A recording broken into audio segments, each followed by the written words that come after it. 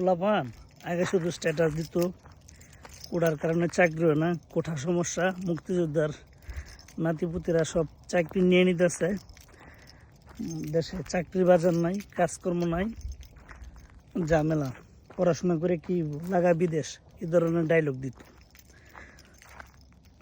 মানে আগে তো ডায়লগ দিতে পারতো, এখন ডায়লগে মুখ মিডাই মাইরে নিতেছে, ডায়লগও দিতে পারে না।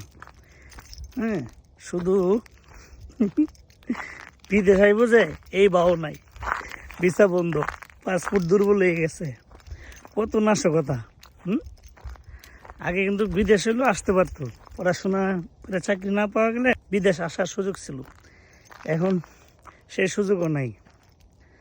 পড়াশোনা তো করেই না, পোলাপান আন্দোলন করলো, নাটক টাটক করলো, এসে করলো, প্রোফাইল লাল করলো, এখন পাসপোর্ট লাল হয়ে গেছে, সবুজ পাসপোর্ট লাল হয়ে গেছে, এখন বিদেশে আসার সুযোগ নেই।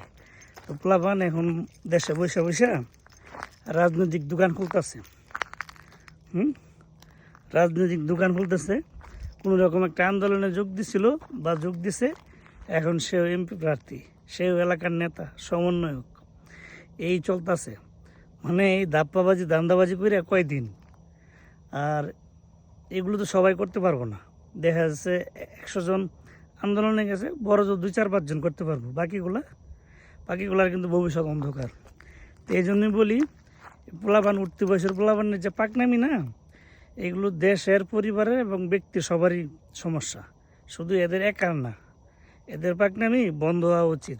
এসব রাজনৈতিক দোকান, নাটক, ধান্দাবাজি বন্ধ না হইলে দেশের অবস্থা কিন্তু আরও খারাপ হবে।